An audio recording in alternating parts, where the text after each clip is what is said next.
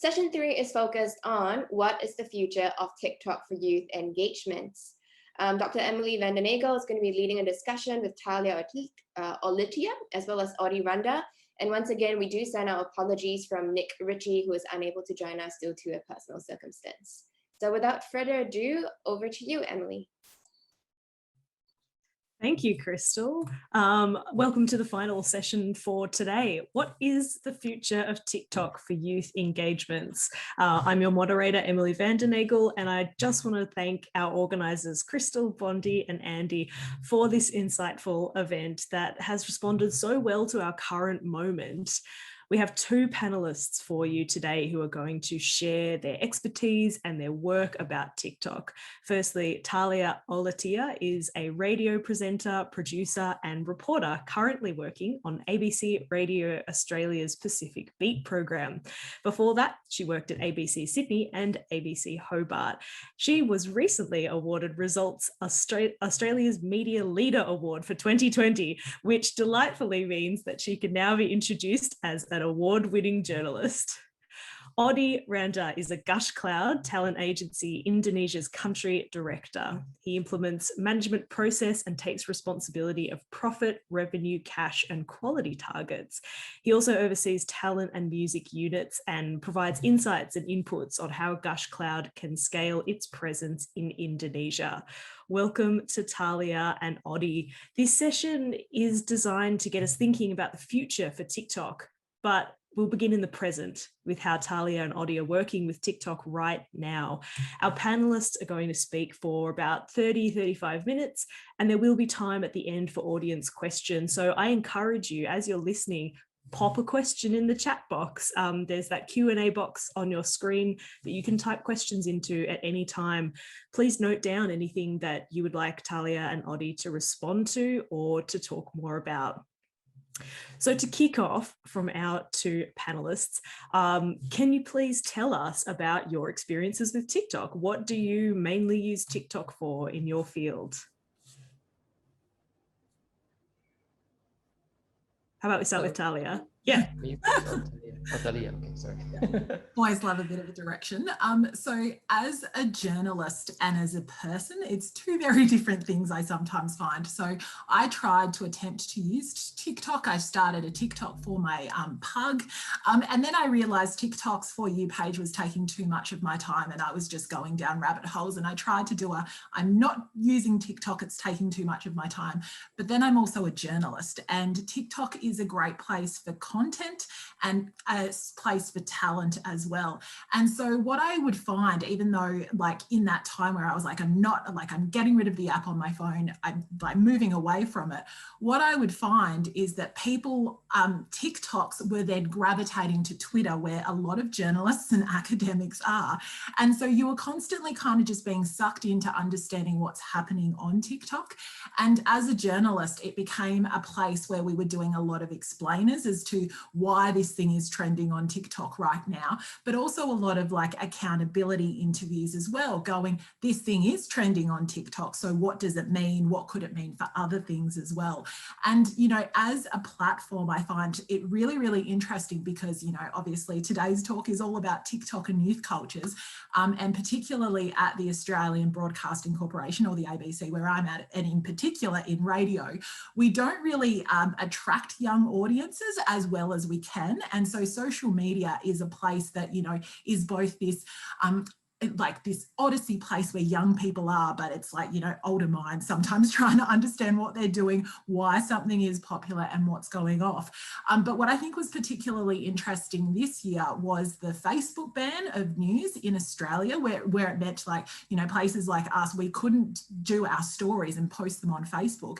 And what that made particularly our program realise is the reliance that we have on Facebook as the social media platform that we've been using for so long, that we've already built an audience on, that we already understand how to understand the metrics of it and the data of it, and that need to diversify to other platforms like TikTok, because that is where people are and that is what people are doing. So even for me, you know, personally, I say I don't use TikTok, but, you know, have I made the TikTok pasta? Yes, I have. Did I cut my fringe during the lockdown? Yes, I did. So there are all different ways that TikTok permeate into life that as a journalist and as a person that we try and understand. And yes, sometimes those moments, like when Andrew Probron, our political editor, there was a whole TikTok thing around him and the press conference, and actually like young people watching those press conferences, but also like mimicking it and doing duets and stuff like that.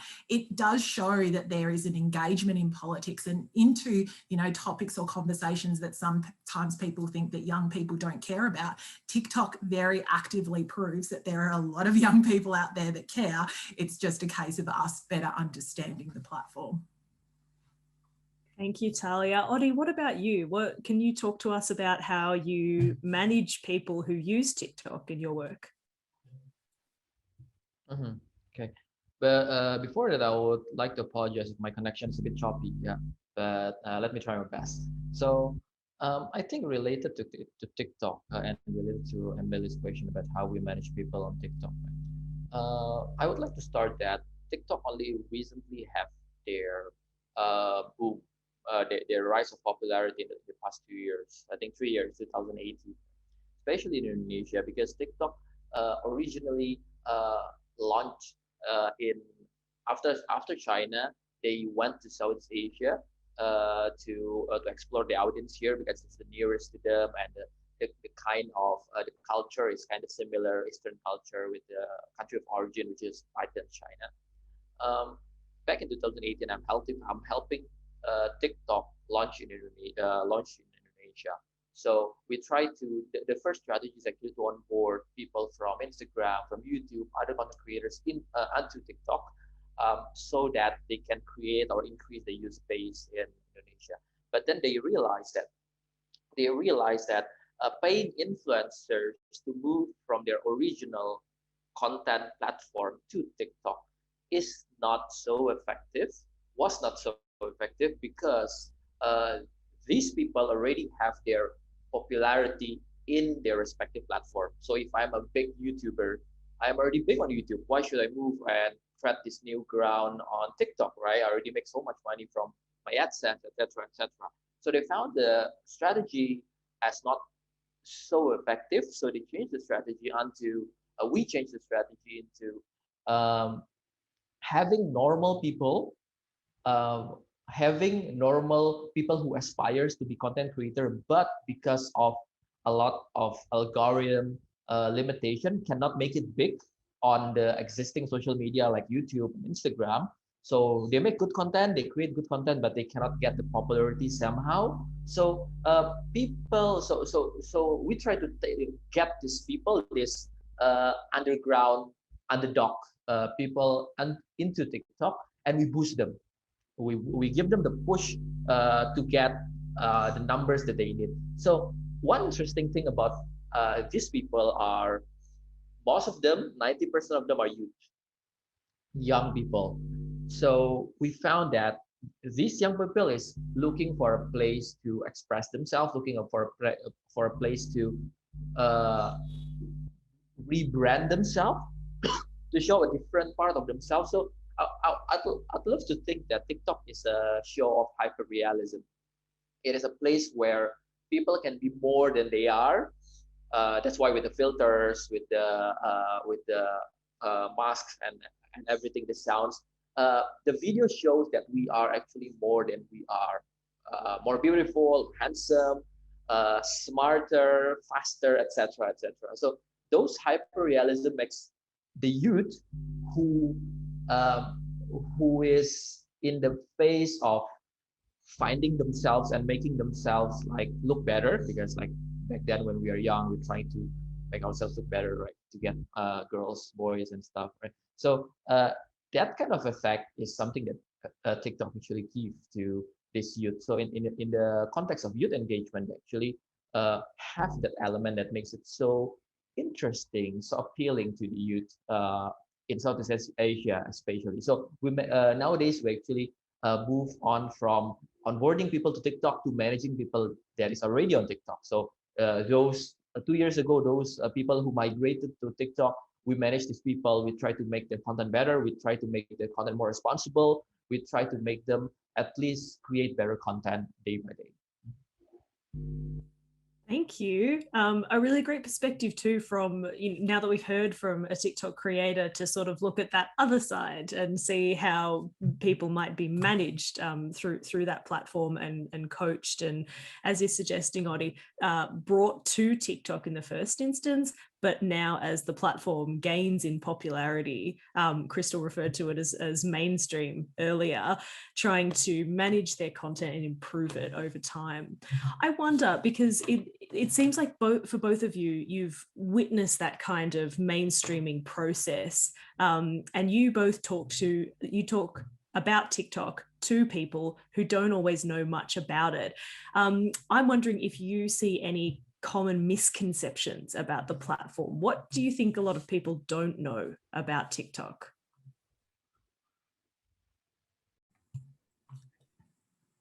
For me, I think that the technology is sometimes the thing that is the hurdle that people have to overcome to understand what is it used for, why would people be using it, and therefore why would I be interested in it. The space that I particularly work in which is the Pacific, is even more why the technology is an important thing to explain, because data and technology communication is just not the same as it is here in Australia to our neighbours in the Pacific. So, when it comes to mobile data plans, it's very different. The access to apps, if it's going to be expensive. You can't use it the same way that you would Australia if you're on, an amazing Wi-Fi plan or anything like that. So it's kind of educating people to understand why people are on there and what they're doing. And like I said, why people would be interested in that, and how people use it is very interesting. So for example, in December when Cyclone Yasa hit Fiji, it was a real time show of what the damage that cyclone did. You saw people in Fiji looking around with the videos, and being a journalist in Australia, that was really, really amazing for us because we could see what it was like on the ground being so remote. But it also gave people in country a chance to tell their own stories in their own voices. So there were also times where you don't need a journalist anymore, which heartbreaking, but we're adapting, we're moving with it. But it is, as a platform, a way that people can teach and learn, but also at the same time there are obviously technological restrictions. As Bondi was saying before, there are also language things that are happening on TikTok which do seclude different places. And even if you look at a place like PNG with a population of 9 million, but they speak heaps and heaps and heaps of different languages, being able to moderate that, and sometimes being like, why is this TikTok not being taken down? Oh, it's because it's in Tok Pisin and there's no one there. That then from a journalist side is going, again, this is another level of accountability. And, as Ariel was saying before about transparency, it's sometimes hard to be that mediator when you're trying to explain something when, the company is not that forthcoming with information. So it's this really interesting part that I find where it's just explaining it, but then also not sometimes getting the answers, which is also, the role of academics. When you guys write reports like this, is you do a lot of the legwork for us journalists. So forever, thank you for that. But it does give people just more of an understanding of how this platform works. Thank you. And Audie, what do you think people don't know about TikTok? Sorry, Emily, I think I missed you. I lost you at what do I think when people? What I was asking, because you talk to people often who don't know a lot about TikTok. What do you think? What do you think it is that people are missing? What don't people know about this platform? Okay, what don't people know about this platform is the fact that they are not as open. I mean, I think that's a public secret. They're not as open with their API. They're not as open about how they measure and how they distribute their content, even within the application itself. So TikTok is known for their secrecy in terms of algorithm and API. So it makes it more difficult for brands, for advertisers, especially my clients, to be able to understand the kind of engagement that they can get from TikTok whenever they make an ad placement or whenever they do an influencer marketing campaign. So that's something that they might not know. Also, in some part of the world, TikTok is actually being used as a media of, it's very hard for me to say this, but it's kind of a media of indecency, because there's a lot of thirst trap inside TikTok in some part of the world, especially in Indonesia. People got famous not because of a good content, but because of this kind of thirst trap, uh, uh, this kind of how do you say it, sexy kind of video. So um, TikTok in Indonesia and in Southeast Asia is creating this very huge campaign, and they spend a lot of money in this campaign called Learning Together. So it's hashtag sama-sama belajar in Indonesia, or in English it translates literally as hashtag Learning Together, because they want to shift their 70% content of dancing, singing, and this kind of thirst trap content. They want to shift this 70% content into more of a learning tutorial, tips and trick kind of content, which still comprises of, I think, less than 30% of the total kind of content in TikTok Southeast Asia. So that's their goal, and they've been doing it for the past 2 years, because I think not many people knows that TikTok used to be banned a lot in US nowadays, but in Southeast Asia when they first launched, they create a huge ripple effect where people started downloading it, but the government, actually a lot of government, blocked TikTok because of the kind of content that these creators produce, the sexy content, the thirst trap kind of content. So they want to change their image from there to learning kind of content. Yeah. Yeah, and I mean, just to clarify, you do mean when you say thirst traps, you're referring to the kind of content that involves, I guess, an emphasis on sex appeal over content. Is that right? Yeah, Yeah, exactly. just So to make sure that we're all when talking they about it. dance, they Yeah. use the skimpy shirts, skimpy outfits, and I'm not sure if they still have it, but back then TikTok has this effect that fixes not only your face but your more feminine part of your body, Okay. to make it, like, to emphasize it, make it more sexy, etc. They used to have that effect, if I'm mistaken. So people in Southeast Asia actually use that kind of effect and create singing and dancing video with that effect. So to emphasize, so like I said, it's called thirst trap. Thank you. And look, when we talk about the thirst trap and the dancing video, I'm fascinated to know that within your company, Odi, you see like a 70% of the content on TikTok as being dances, as being thirst traps, and kind of 30% as this informational or learning space. So like I wonder how that shifts, or how people even know that, for example. But It's actually TikTok who told us about that. Oh, TikTok told you that? Yeah, we are actually quite close with the TikTok people in Indonesia and in Southeast Asia. We are their official partner in this part of the world. So we asked them, like, why? Because it's quite curious when someone started a campaign called Learning Together. I mean, I never heard any social media out there emphasize anything about learning. Maybe YouTube tutorial, but they never made it into content, right? Never made it into a campaign. So when TikTok created that, we were kind of like curious, like, hey, TikTok, you know what? Social media is all about like entertainment, fun, but what is this about learning? Then they open the card to us and say, yeah, actually what happens is that 70% of our content is still all about dancing and singing. I mean, that's okay, because TikTok originally comes from this platform called Musically. So if you heard about Musically, right? So Musically is all about dancing and singing. 70% is about singing and dancing, 80% is about that.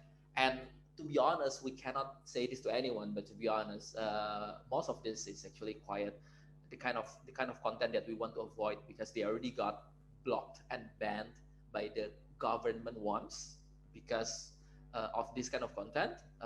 So they want to avoid that happening again. So they told us That's very interesting that we've been having these sorts of conversations about how opaque TikTok is, and how it's very difficult for journalists and academics and even creators to really understand those mechanisms of TikTok. But there they are telling you, Audie, that they have kind of, done a bit of an analysis of their own of the sorts of content that comes through the platform. Fascinating. I would like to know then, building on, I guess, how people experience TikTok and what we do and don't know about the platform. On TikTok, we know that an algorithm curates our For You page based on various mysterious factors. So what are your experiences with the TikTok algorithm? Is this something that you try to address in your practice? How do you do that? We'll go to Talia first. I actually think the For You, so a story from my own personal life is the For You, I was on it, I was scrolling down, and they had the cultural challenge, which it had that song where it goes, dun, dun, dun, dun, dun, dun, dun, dun, dun, dun, like talking about the songs and dances.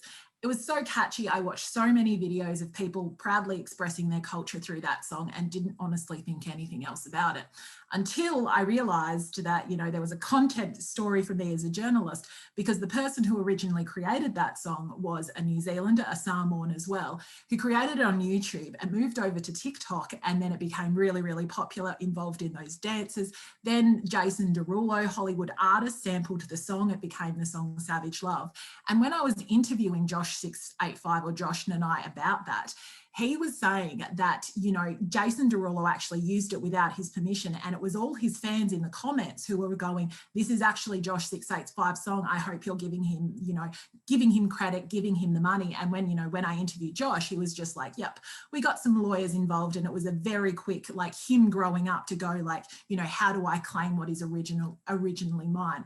And I think that is what is really interesting about the For You page for me, is that you can look at something, a quick TikTok, and not think anything about it. Like, how did that dance originate? How did that song originate? But there are a lot of people in the background, especially when it comes to original work. And, there is a bit of a history where, people of color or people who are Indigenous, they're not getting the same royalties as, maybe white TikTok users are using. So I think that like understanding the algorithm would be for me very interesting, because it is about that credit of the first original person. So, someone like me doesn't just get whipped up into the song and dance. And it's really interesting, as Audie was saying, about song and dances on TikTok, because I know that that's what a lot of people, originally when they get into TikTok, it's because they want to do the latest viral dance or trend. And what's particularly interesting in the Pacific context is we have a history, an oral history, where we are singers and dancers. We have for many, many centuries told those stories through song and dance, and how that then can be appropriated and also celebrated through TikTok is really interesting. And so that's why when I go through, I look at it and I go, why are you targeting this to me? Like, what do you know about me that I don't know about myself yet? Or what am I going to learn about myself? And I think that in a way operates very differently to how my Instagram feed comes up, because the pages it suggests, I'm like, well, that makes sense. I looked up curly hair tutorials. I looked up this. I know where your line has come from. Whereas the TikTok one both introduces me to new things, but they also know that I will like those things. So that from a personal and a journalistic kind of way is more of an understanding. And Audie, please send me through your contacts of who you've got at TikTok, because I have questions. We all have questions, Talia. Fascinating that you're raising there, I guess tapping into this concept of the folk theory, or the way that we guess what an algorithm might be showing us and why. Certainly, I think, a lot of us have those sorts of practices when we're using TikTok. Why did the For You page show me this? Audie, what about you? How do you try to maybe intervene in some of those unknowable algorithms? So I think my knowledge on TikTok algorithm is a combination between whatever TikTok told us, like whatever little that they share to us, and a lot of research and a lot of like trial and error with my influencers and the people that I know.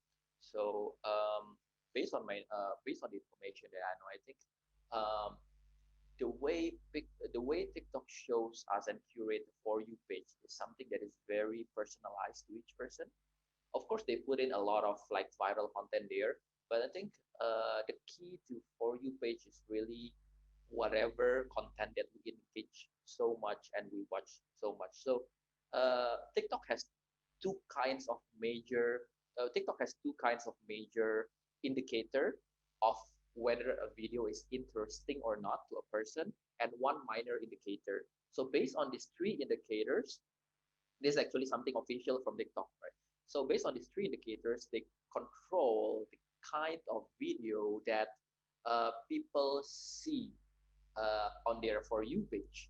So the two major indicators, the first major indicators was how many, how the completion rate. Completion rate is how long people stay in a certain content before they scroll through or swipe out or move to another content. So the more people stay in a certain type of content, the more TikTok algorithm will think that, oh, you like this content. Yeah. And this is especially true with dance video, because when it comes to dance video, people usually watch it twice or thrice, 2 times or 3 times, because they want to see what is this about. First time they watch it, especially it's a 15-second video, right? There's not much information you can get from a 15-second video at like, sorry. Um, can you guys hear me? Okay, great. Yeah. Yeah. So especially when we are talking about 15-second video, it's very difficult for us to get information from the 15-second video. So people tend to make the video fast. So you miss most of the information in the first watch, in the first play. So you have to replay to get more information. Or sometimes you have to like press your screen to pause it to see the information there, right? So that is that is called pause game. Is a pause game. So those are the tricks that TikTok influencers, TikTokers use to get actually more replays, more completion rate, higher completion rate. So TikTok will think that, oh, your video is interesting. The other way to for TikTok to think that a video is interesting is the kind of engagement, on-screen engagement, whether it's like, comments, tap, holding your screen. So those are all major indicators of, oh, this video is interesting. So the more you replay a video, the more you like tap onto your screen whenever you watch something, the more people think that it is the more sorry TikTok think that it is actually interesting for you.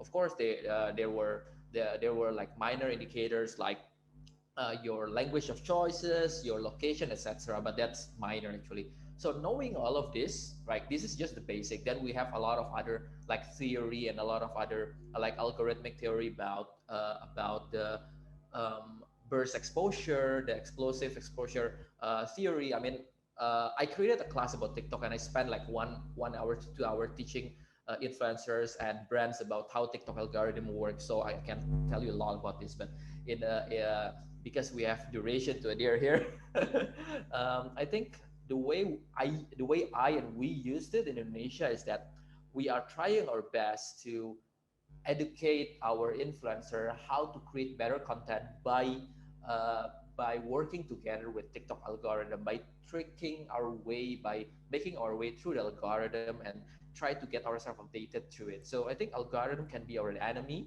like Instagram. Suddenly they shadow ban everyone, hide the likes. Like a lot of influencers actually quite pissed with the decision, so they are like angry with that, right? But they can be your enemy like that, or they can be your friend if you know how it works and try to research it and use it to your benefit. Thank you. So we've gone so far from TikTok being this platform that not many people knew, and Talia and Odi, you both have introduced a lot of people to TikTok, and as it's become more of a mainstream kind of platform, you've also done a lot of work to make sure people know how to use it, and you've explained things to them like trends and like how to manipulate that algorithm as best you can. What I want to know now, just before we go to our audience questions, is where do you think this is all heading? What does next year look like for TikTok? And what does TikTok look like in 5 years' time? That is a huge question because I feel like maybe 5 years ago we wouldn't even know that TikTok was a thing. So I think it's going to continue to evolve. What is interesting though is how TikTok and other social media platforms that are yet to emerge and will be talked about in 5 years' time is that question of, data transparency, of privacy and of security. I know when I first signed up to MySpace, I didn't care what I posted there. I was sending out all my personal information. And I feel that with every single new social media platform, I'm becoming more savvy as a user and how I engage with it. The fact that, as I said, that I cut myself off from TikTok for a bit because I realized I was going to go down a slippery slope came from me and previous apps that I have been down and doing that kind of stuff. So I think that, we as users are becoming more savvy about, how we can manipulate the platforms to work for us so that we aren't just these, compliant people who jump on and tell the world all our personal information. So I think that that's going to be really interesting, the conversations that people have and the accountability and the liabilities and all those things that are worked into before the platform even hits our phones or our personal devices, because these are going to be questions that people are going to ask.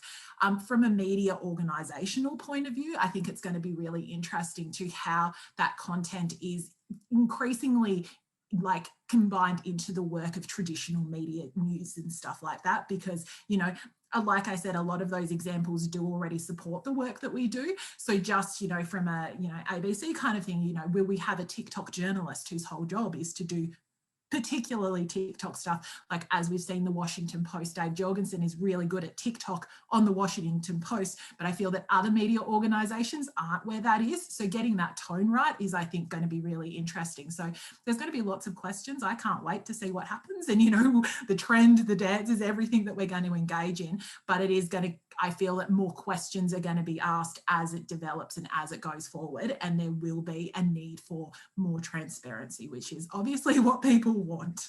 Absolutely. And Audie, what do you think the future of TikTok is? I mean, I agree with Tali that it is a tough question because the thing about digital is that it is here now and gone tomorrow. Like we never know what will happen in the next 2 years, even in the next like 1 year.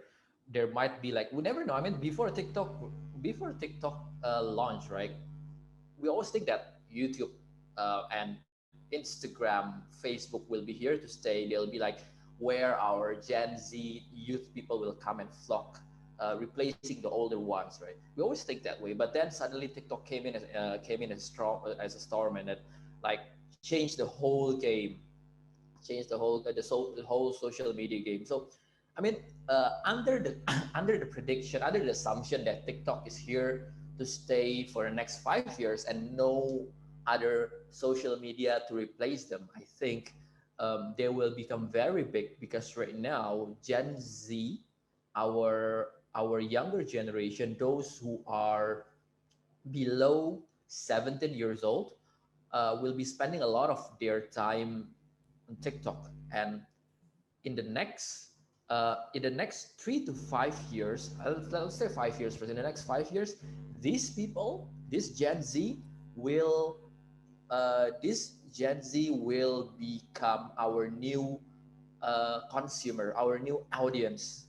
So brands will move to TikTok to advertise their brands, to advertise their products, because the audience, the people who suddenly have buying powers in the next 5 years, are these TikTok users. Yeah. Yeah, yeah. So everyone will move there, and it will be the new. It will be the new YouTube. It will be the new Facebook. It will be the new Instagram. And the scary thing about TikTok is that they are very agile. They're very agile. I don't know if they already like open it in Australia or other countries, but TikTok is experimenting with live selling and TikTok Live. So nowadays we only know two big streaming platform, which is like YouTube Live, Facebook Live. Then we have Twitch, of course, and others, right? But those are the big ones. But TikTok is starting to do TikTok Live, and they are not targeting the gaming market. They are targeting the shopping market, the e-commerce market. So all of your e-commerce, all of your like online shopping, eventually will work together with TikTok to get the exposure when they sell things live. So that's something that is TikTok is experimenting and I think it's very interesting to see. Yeah, I think in the next 1 year, I can certainly say that the TikTok, as agile as they are, will move towards a lot of new fronts and try to make their application more user friendly and more appealing to the Gen Z. Yeah, and we're sort of seeing a bit of a full circle moment all the way back to those like home shopping networks, right, with the live selling. I can certainly see that as a potential future for TikTok. I want to go to some audience questions now. We've had some fantastic ones here through that Q&A app. Matthew Plant asks, having such a youth-heavy audience, how much responsibility do you think TikTok is taking for the influence that its algorithm and content has on young users?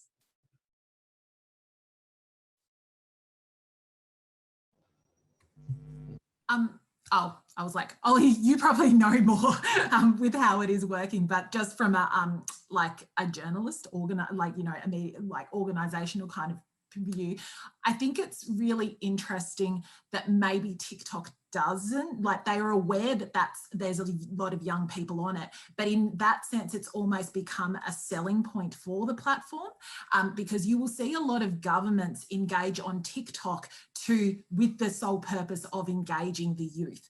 And so, you know, we saw in the Federated States of Micronesia, they actually had a COVID campaign where they put out a song, like music, and they wanted people to send in videos of their COVID response.